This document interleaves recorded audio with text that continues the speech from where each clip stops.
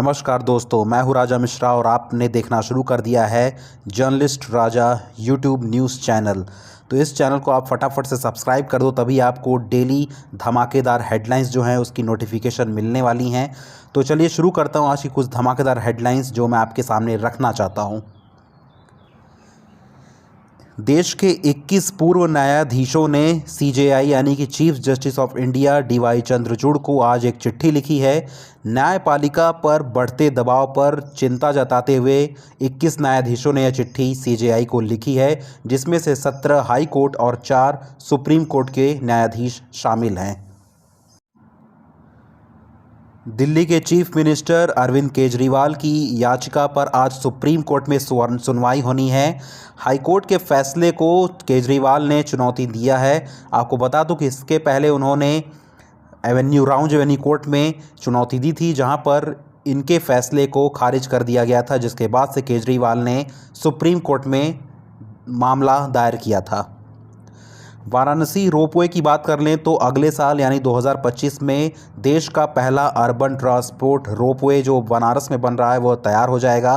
Ropeway के अंतिम station यानी कि जो गोदौलिया पर है स्टेशन होने वाला है, पर चारों दिशाओं में निकास द्वार यानी कि एग्जिट गेट बनाए जाएंगे।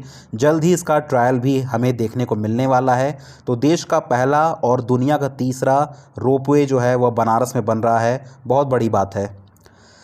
उत्तर प्रदेश भाजपा के घोषणा पत्र पर उत्तर प्रदेश के मुख्यमंत्री योगी आदित्यनाथ ने आज प्रेस कॉन्फ्रेंस में कहा है कि युवा, महिला, गरीब और किसान हमारी सबसे पहली प्राथमिकता हैं।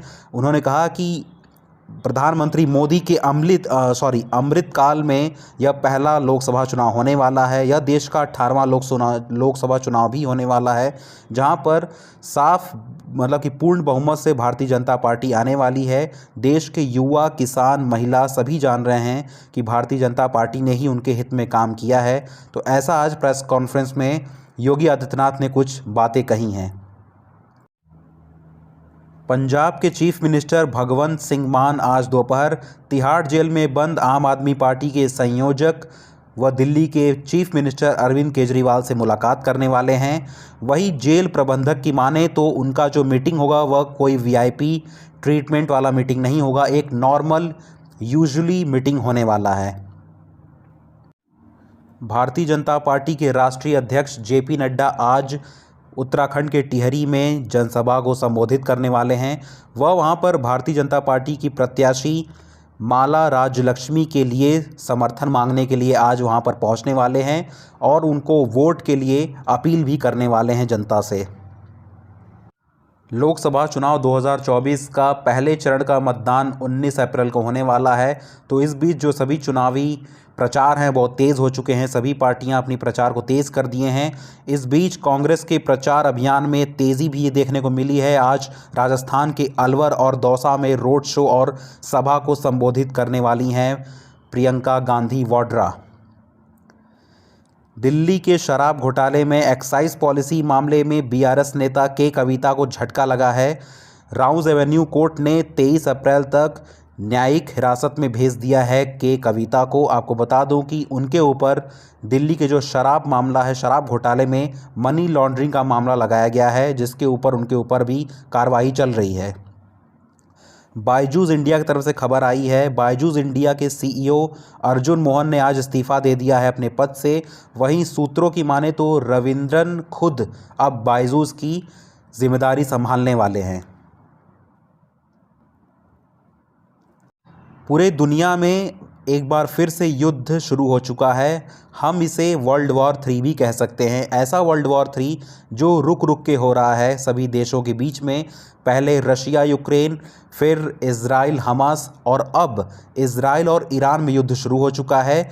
पश्चिम एशिया में युद्ध के विस्तार का खतरा बढ़ चुका है। इस युद्ध के बाद यूएन महासचिव और G7 देशों ने इसको लेकर चिंता जताई है।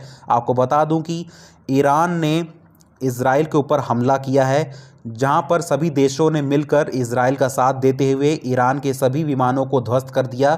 ईरान ने भी इस वजह से हमला किया क्योंकि इजराइल में ईरानी राजदूत पर इजराइल ने हमला कर दिया था, जिसके बाद से ईरान नाराज़ हो गया और फिर उसने ऐसा पलटवार किया है। और अब सबसे इम्पॉर्टेंट चीज़ यह है कि इस युद्ध का अंत कहां पर जाकर होने वाला है। इज़राइल के ऊपर हमला करने के बाद ईरान ने यूनाइटेड नेशन सिक्योरिटी काउंसिल में अपनी सफाई में कहा है कि हमारे पास कोई और रास्ता नहीं था, जिसके बाद हमने यह एक्शन लिया है। मतलब ईरान के राजदूत ने कहा है कि इज़राइल ने हमारे दूतास्थल जो कि इज़राइल में मौजूद है वहाँ पर हमला किया था, जिसके बाद से यूनाइटेड नेशन सिक्योरिटी काउंसिल ने कोई भी हरकत नहीं की है, जिसके बाद से हमें यह फ़ैसला लेना पड़ा है।